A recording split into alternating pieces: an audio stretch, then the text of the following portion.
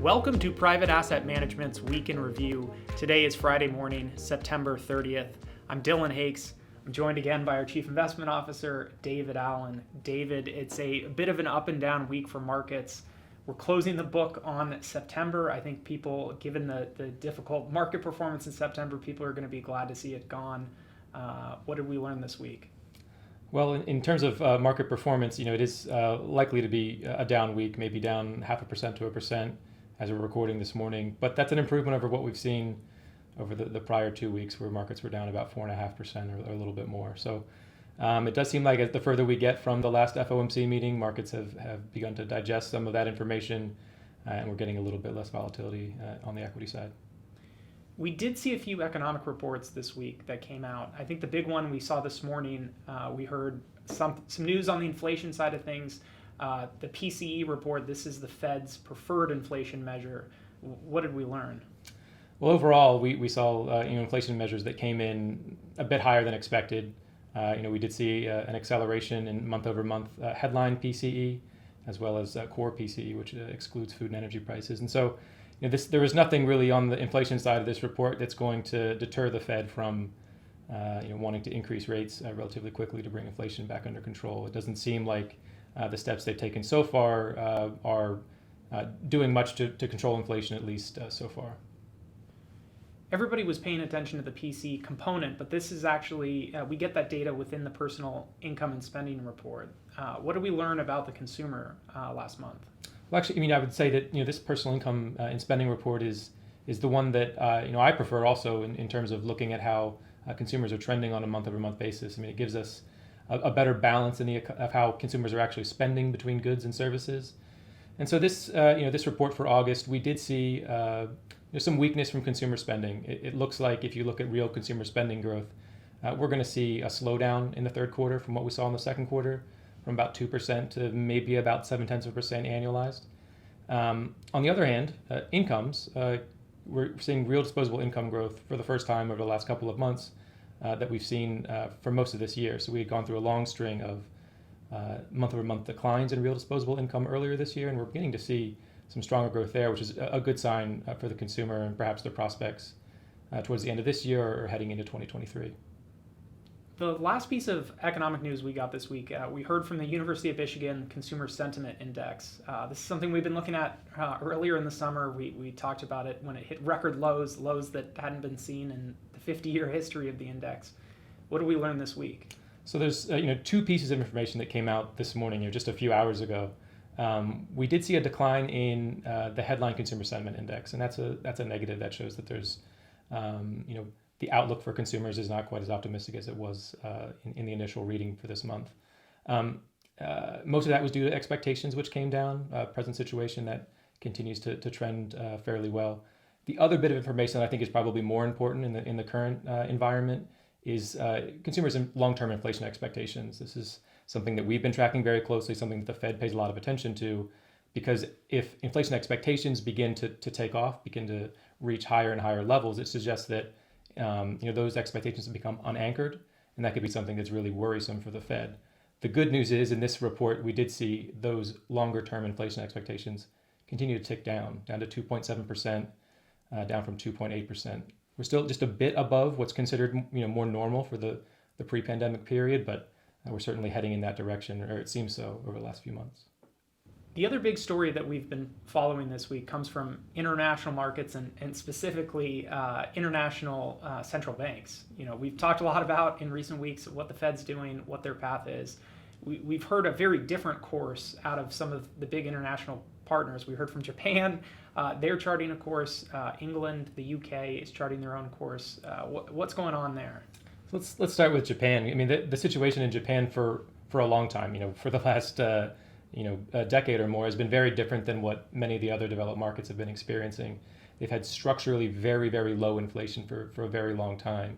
And so this period of higher global inflation is actually welcomed to some extent by the Bank of Japan. So they haven't been as aggressive in increasing interest rates to sort of along with the rest of developed markets. What's happened because of that is a weakening of their currency, the yen. One of the move that worth discussing this morning is that What we saw the BOJ do was, or the Japanese government do, was defend the yen by foreign currency measures, by going out into the market, buying yen, selling dollars, to be able to improve the value of the yen relative to the dollar, instead of increasing interest rates. And so they continue to be pretty dedicated to having very loose monetary policy while still defending their currency. I do think it's interesting what you're describing going on in Japan. I think for some of our viewers that may be a little bit less familiar, essentially what you're saying, it seems like you're saying is that they are not taking the necessary steps to actually protect the currency, but what they're doing is trying to slap a Band-Aid on a much more serious problem. Absolutely. It's a short-term fix for a long-term problem. They're not the only central bank, though, that's making some confusing moves. I think we've described what's going on in the UK as a bit baffling. They had an election. They have a new prime minister that took the reins. She announced some unusual moves that are confusing markets. What's going on there? So what's happened in the UK is the new government has announced one of the largest tax cut programs in the country's history, and that in and of itself is interesting. However, it comes at a time when the Bank of England, along with again most of the other developed markets, is increasing interest rates at a fairly aggressive pace to try to control inflation. So if you have this expansionary fiscal policy coming from these tax cuts, along with some monetary policy that's meant to restrict growth, these are now in opposition. And so that's sort of one of these classical situations where fiscal policymakers and monetary policymakers aren't on the same page, and largely they're the steps that they're taking are going to cancel each other out. And so it's been a bit of a strange move, and something that's been caused a lot of turmoil in UK financial markets as well as global financial markets. Speaking about that market volatility, we've seen a lot of this volatility in international markets drive investors to U.S. markets, often seen as the safe haven of the world. One of the things that's been unusual over the last couple of weeks is we've seen the dollar strengthen. We've seen, obviously capital flowing to the U.S., but with that, interest rates of U.S. Treasuries, considered the safest investment in the world, have risen. The yields have actually risen. We haven't seen things drop down. Why this disparity? What's going on in the Treasury market? Well, what we think is happening is that there's been a large pullback in liquidity in that Treasury market. So a lot of the investors there have moved to the sidelines amid some of the heightened volatility that we've seen as the Fed has enacted their policy. So I think there's a lot of volatility in interest rates. We've been talking about that for the last several weeks now. And so as those buyers have removed liquidity from that market, that's allowed yields to rise. The good news is we are beginning to see some of those investors come back. Liquidity conditions are improving. They're still far from normal, but they are certainly moving in the right direction. So it's potential that over the next few weeks we could see U.S. Treasury markets, yields on those treasuries begin to behave more normally as what we expect in a situation where the global economy is experiencing so much upset. All right, David, what do we have on the agenda for next week? So it's a pretty nice week of mixed data. So beginning the week on Monday, we'll have ISM manufacturing. That'll be coupled with Wednesday's ISM services survey. So both of those giving us a sense of activity in those sectors of the economy. And then other than that, it's a pretty big week for the labor market. On Tuesday, we'll get the JOLTS data. That's the job openings and labor turnover survey. That's where we see how job openings are trending. And then on Friday, the big labor market report, the non-farm payrolls report does come out. Expecting to see a slowdown in non-farm payroll growth. Not surprising given some of the conditions that we've seen elsewhere in the economy. But the unemployment rate is expected to stay level at 3.7%. So that's going to be the one that we're closely watching next week.